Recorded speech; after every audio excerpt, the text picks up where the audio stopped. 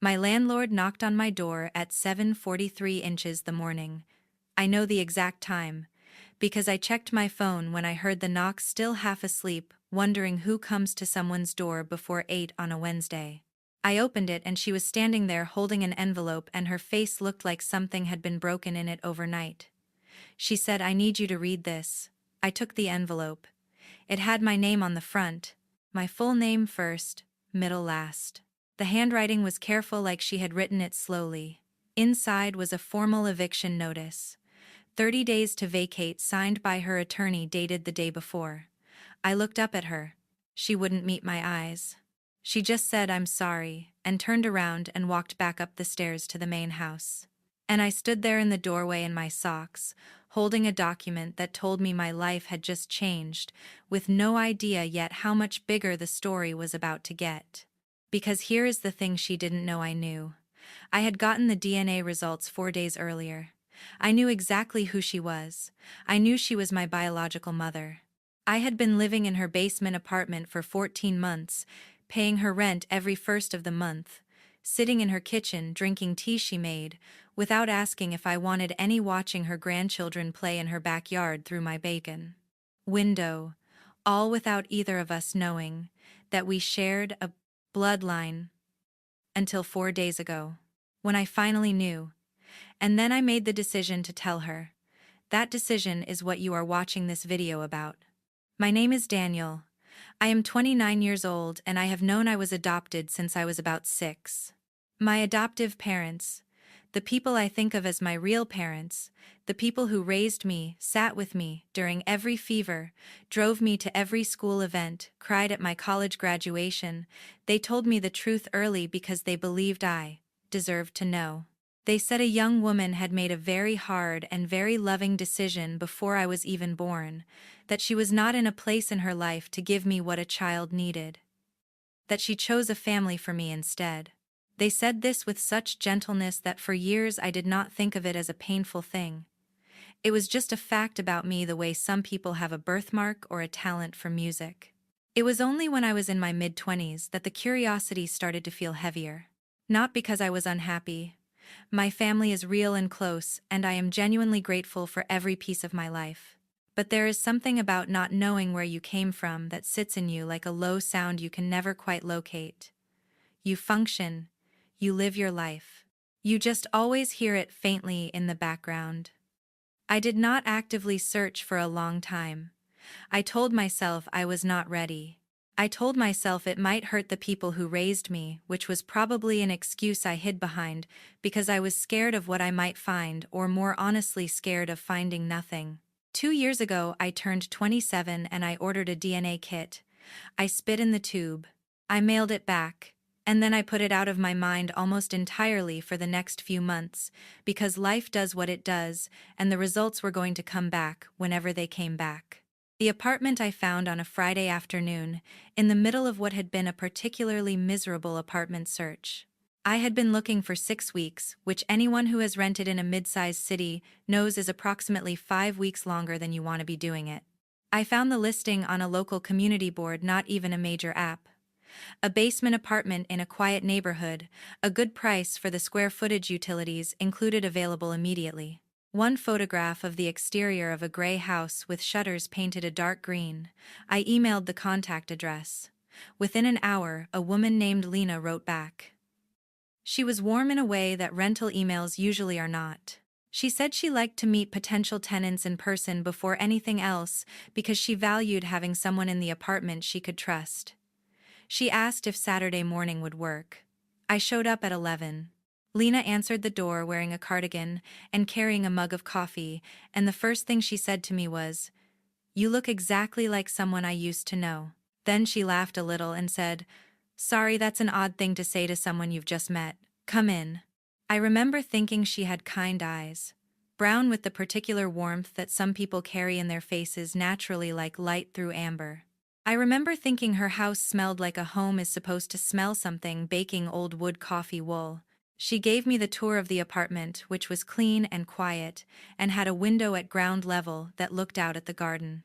She asked me about my job, my hours, whether I had pets, whether I played loud music, Standard questions. But the conversation never felt like an interview. It felt like two people getting to know each other. I signed the lease 3 days later. I moved in the following Saturday, and she helped me carry boxes down the stairs, even though I told her she didn't need to. The first few months were quiet and comfortable in the way good living situations can be. Lena was not an invasive landlord. She did not knock on my door unannounced. She gave me privacy and space, and I gave her on-time rent, and treated the apartment with care, and we had the kind of casual, pleasant relationship that tenant-landlord situations sometimes become when both people are decent. But there was something else from the very beginning. Something I noticed but did not have a name for. She checked in on me. Not intrusively, she was not a helicopter landlord, but consistently. If she made soup, she would sometimes leave a container outside my door with a note. If the heat was slow to kick in one morning, she texted before I could even think to mention it. When I had a rough week at work and mentioned it in passing once in the hallway, she asked about it the next time she saw me with genuine interest and memory. I told my friends about her. I said, "My landlord is honestly one of the nicest people I've ever met." They said I was lucky. I said I knew. I was at her kitchen table once fixing the setting on her wireless router because she was having trouble with the signal, and she brought me coffee and set it next to me without asking, and she sat across from me while I worked, and she was very quiet for a moment, and then she said, "I don't have a son. I have 2 daughters. Sometimes I think I might have liked having a son." I looked up at her. She was looking out the window at the garden. I said, "Well, I think you'd be very good at it." She smiled, but there was something complicated in it, something I clocked, and then put aside, and forgot about. I did not know yet what I was looking at. The DNA results came back on a Tuesday morning in October.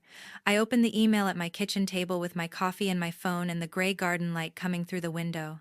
The results matched me with a large number of distant relatives, fourth cousins, third cousins, twice removed, the kind of connections that fill the screen and mean very little on their own.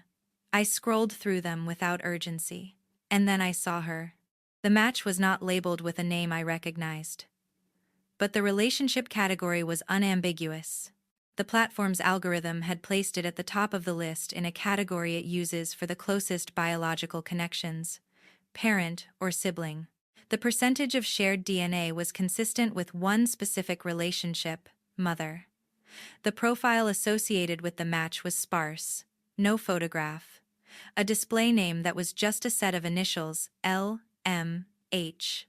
It had been created 18 months ago. 14 months before I moved in. I remember putting my phone down on the table. I remember looking at the window. The garden was gray and still, and I could see the frost on the grass. I sat there for a long time. I did not go upstairs that day. I did not knock on her door.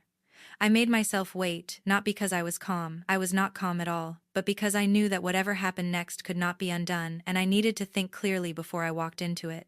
Over the next 4 days, I did what most people do when they cannot sleep and their mind is running in circles. I looked for every piece of information I could find without directly asking her. I found an old social media profile, now private, but with some history visible, that contained photographs going back almost 15 years. A family, 2 daughters. A husband older than her with gray at his temples and a steady professional smile. A life that looked comfortable and settled. I found nothing that reached back to before her marriage. Nothing about a pregnancy. Nothing that would be visible to anyone who hadn't specifically gone looking for a seam in the story. But I found something small.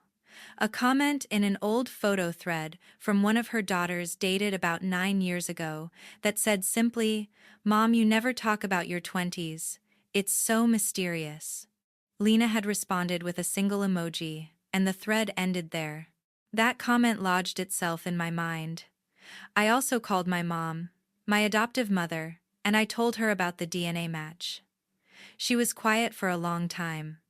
Then she said, "Whatever you decide to do, we are behind you completely." She said it the way she says everything important, which is directly and without drama and with complete sincerity. I started crying and she let me, and then she said, "Come home for dinner this weekend," and I said I would. By day 4, I had decided I was going to tell Lena the truth. Not confrontationally, not to disrupt her life or make demands or rewrite her family story. But because I had spent 29 years carrying the question of where I came from, and she was upstairs, and she had been kind to me, and I thought I believed that the truth was better than the alternative. I thought I was ready for rejection. I had told myself I was ready for it. I was wrong about that, but I didn't know it yet. I knocked on her door on a Saturday afternoon when I knew her husband was out of town for a work trip. Her daughters did not live at home, they had their own households, their own routines, and the weekend was usually quiet in the upstairs part of the house. She opened the door and looked surprised to see me, but not concerned. She said, "Daniel, come in, I was just making tea." I came in. I sat at the kitchen table where I had sat before. She put the kettle on. She did not sit down immediately.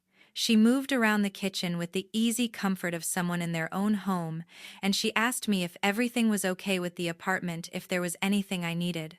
I said the apartment was fine. I said I needed to talk to her about something that I had discovered, and that it was going to be difficult, and that I wanted to be clear that I came to her with good intentions, not to cause any trouble. She set 2 mugs on the table and sat down across from me. Her expression changed, not to fear, not yet, just to attention. She folded her hands around her mug and looked at me, and said, "Okay." I pulled out my phone. I opened the DNA results. I turned the screen toward her. I watched her face. She looked at the screen for 3 or 4 seconds, and then something happened to her that I can only describe as watching a person become very still. Not calm. Not at peace. Still in the way a person becomes still when they are trying to prevent themselves from falling. She looked up at me. Her eyes were full of something that was not happiness and not anger and not sadness exactly. It was something older and more complicated than any of those. Something I did not yet have a word for. She said, "Where did you get this?" I said I ordered a kit 2 years ago. I only got the results last week. She was quiet. I said I'm not here to ask for anything. I'm not here to tell anyone. I thought you had a right to know that I knew. She stood up. She walked to the window and stood with her back to me, and she was very quiet for a long time. The kettle was still hot, and the steam rose from both our mugs, and I waited. She finally turned around, and the thing that broke something in my chest was that she did not look angry at me. She looked terrified. She said, "You have to understand that this my life." And then she stopped. And she looked at the table. And she said, "I'm sorry. I need you to go." I nodded. I stood up. I left my tea. I walked back down the stairs to my apartment, and I sat on my couch, and I stared at the wall, and I thought that could have been worse. I was wrong about that too. If you've made it this far into the story, and you're feeling it the way I felt it living through it, this is when I would say, if you want to hear more stories like this one, consider subscribing. I share real experiences here without drama for its own sake. Just the truth of what happened. 48 hours later, she knocked on my door at 7:43 inches the morning with an envelope. I have already told you what was in it. Eviction notice. 30 days. Signed by her attorney. Dated the previous day. She said, "I'm sorry." And she turned around and went back upstairs. I called my mom. I called a lawyer friend of mine, just to understand my rights, just to understand the situation. He told me the notice was legally valid, that I had 30 days, and that short of being able to prove discrimination based on the adoption status, which was a complicated argument, my options were limited. I started looking for a new apartment that day. It was November. There was already frost on the ground. What I did not do, and I want to be clear about this, was go back upstairs. I did not knock. I did not send a message. I did not try to argue, or beg, or explain. I had told her the truth. I had done it as gently as I knew how. What she did with that truth was her decision, and I was not going to force a conversation on a woman who had already answered. I told myself I understood. Her husband didn't know. Her adult daughters didn't know. Her entire married life had been built on the silence around a pregnancy that happened when she was 26 and unmarried, and apparently from everything I could infer in a circumstance she had never wanted to revisit. I told myself I understood. But in the quiet of my apartment at night, I did not understand. I understood intellectually. Emotionally, I had been standing on her porch in November, holding an envelope with my name on it, in careful handwriting, and that was a much harder thing to understand. What I did not anticipate and what no one could have fully anticipated was what happened with her daughters. Their names are Sophie and Mara. Sophie is 32. Mara is 27. I had met them briefly over the 14 months, passing them in the driveway when they came to visit once at a backyard gathering Lena had for her husband's birthday, where I was briefly invited before excusing myself. They were both pleasant and normal, and I had no particular relationship with either of them. I found out what happened through a message I received about 10 days after the eviction notice. It was from Sophie. It was long. I read it twice slowly because I wanted to be sure I understood it correctly. What she told me was this: she and Mara had noticed a change in their mother's behavior over the past week, distracted, tense, jumpy, and they had pushed her about it, and Lena had finally told them the truth. The full truth. Not just about the eviction, about everything. The pregnancy at 26, the adoption, the DNA test, me. And Sophie's message was, I am not going to overstate this, one of the most unexpected things I have read in my life. She was not writing to confront me. She was not writing to threaten me or defend her mother or ask me to leave their lives alone. She was writing to apologize. She said, "My mother did something that was not right. What she did to you is not okay, and I want you to know that Mara and I both told her that directly." She said, "Whatever you decided to do with this information is your own business. You were not the one who created this situation, you were born into it." She said, "I don't know what the right thing looks like from here. But I didn't want you to think that our whole family thinks what she did to you was acceptable. It wasn't." I sat with that message for a long time. The weeks that followed were strange in the way that life is strange when a large thing has happened and the practical demands of existence keep going regardless. I found a new apartment, smaller, more expensive, 2 miles away. I packed up my things. I moved during the first real snowfall of the year, which felt like weather making a point. I had one interaction with Lena during that time. It was brief. I was loading a box into a friend's truck, and she came out of the front door of the house. She stopped on the porch. She did not come down the steps. She said, "I hope you find something good." I looked at her for a moment. Her face was doing that complicated thing again, the thing that wasn't anger and wasn't sadness exactly. I said, "Thank you for 14 good months." And I turned back to the truck. I meant it. The 14 months were genuinely good. She had been genuinely kind. I held both of those things alongside the eviction notice, alongside the attorney's signature, alongside the winter morning and the envelope, and I did not try to resolve them into something simpler. Some things do not resolve. Some things are just what they are, complicated and real, and layered in ways that resist clean conclusions. Would you have done what I did? Would you have told her knowing what might happen? Or would you have kept the secret, lived alongside the knowledge, paid your rent, watched her bring you soup and wonder about a son she never had and never said a word? I go back and forth on that question even now. Here's what I did not know yet, what I only learned later, through a series of conversations with Sophie that took place over the next few months as we slowly, carefully began to know each other. Lena had always known on some level that the life she had built rested on a silence. Her husband was a good man who had married her believing she had no children, no previous pregnancies, a clean personal history before him. She had told him that. She had believed, or told herself she believed, that a 2-9-year-old closed adoption was permanently closed, permanently invisible, permanently safe. When I knocked on her door that Saturday and put a phone screen in front of her, she did not see a son she had once lost. She saw the wall she had built for 30 years, cracking in a single afternoon. She saw her marriage. She saw her daughters. She saw every comfortable thing about her current life suddenly perched on the edge of a conversation that could take it apart. The eviction was not cruelty. Sophie said it plainly. She panicked. She is not an evil person. She panicked. But Sophie also said with the same directness, panic is not an excuse. You did nothing wrong. Lena's husband found out about 2 weeks after I moved out. Lena told him herself, apparently before her daughters did. I do not know exactly what that conversation looked like. I know from Sophie that it was very hard.